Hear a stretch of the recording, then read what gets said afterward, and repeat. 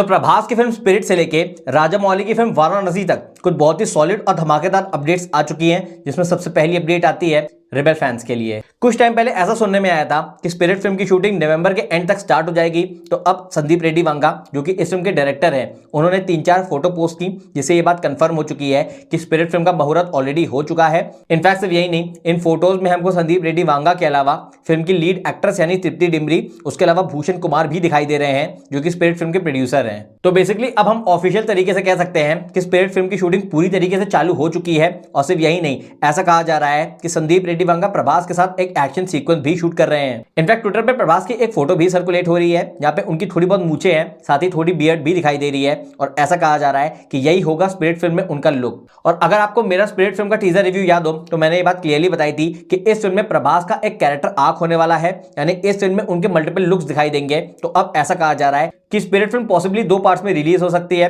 और सिर्फ यही नहीं, इससे भी ज्यादा इस बात की पॉसिबिलिटी है कि इसमें हमको प्रभास के 3 सॉलिड लुक्स दिखाई देंगे। रही बात रिलीज डेट की, तो पहले ऐसा अनाउंस हुआ था कि ये फिल्म 2026 के मिड में रिलीज होगी, बट अब क्योंकि इस फिल्म की शूटिंग ऑलमोस्ट 1 साल डिले हो चुकी है और अब जाके नवंबर 2025 में शुरू हो रही है, तो ऐसे में आप ये स्पेकुलेट कर सकते हैं कि अब ये फिल्म 2027 में हमको थिएटर्स में देखने को मिलेगी।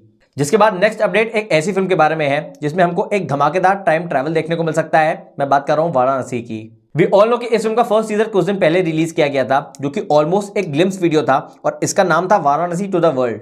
तो उस टाइम से एक थ्योरी सामने आ रही है कि इस फिल्म में टाइम ट्रैवल हो सकता है, जहां पे महेश बाबू का कैरेक्टर टाइम में वापस जाएगा, जब हनुमान जी लक्ष्मण जी के लिए जड़ी बूटी ला रहे थे। एंड गेस व्हाट, अब ये थ्योरी काफी हद तक सच होती दिखाई दे रही है, क्योंकि कुछ टाइम पहले ऐसी न्यूज आई थी कि महेश बाबू इस फिल्म में लॉर्ड राम का भी कैरेक्टर प्ले करेंगे। और पॉसिबली ये सीन हमको तब देखने को मिलेगा जब उनका कैरेक्टर टाइम में वापस जाता है और वो अपने दूसरे रूप को देखता है।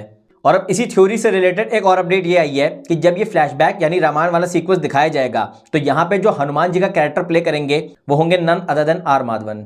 ऐसा कहा जा रहा है कि एस एस राजामौली ने आर माधवन को अप्रोच कर लिया है, और क्योंकि ये लॉर्ड हनुमान का रोल है, तो ये रोल उनको काफी ज्यादा पसंद भी आया है और प्रोबेबली उन्होंने साइन भी कर लिया है।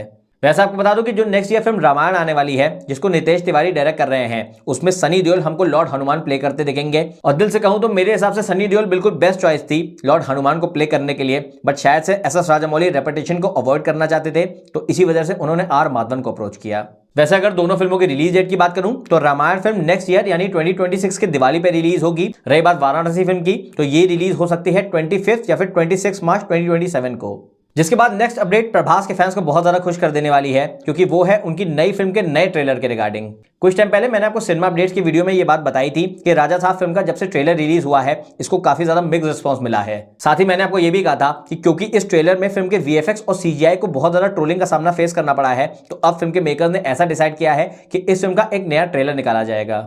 तो अब बिल्कुल लेटेस्ट और तड़कती भड़कती अपडेट ये आई है कि पूरे दिसंबर के महीने में हमको द राजा साहब फिल्म के गाने देखने को मिलेंगे, और उसके बाद न्यू ईयर्स ईव यानी 31 दिसंबर को इस फिल्म का एक नया रिलीज ट्रेलर आउट होगा।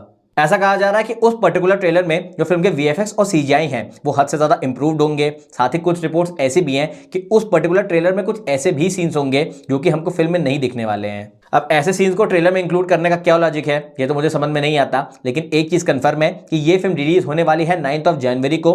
ऑल्दो यहाँ पे क्लियर कर दूं कि ये फिल्म सोलो रिलीज नहीं होगी, ये रिलीज होगी मकर संक्रांति के मौके पे, जहाँ पे इसका डायरेक्ट क्लैश विजय थलापति की फिल्म जननायकन के साथ होने वाला है।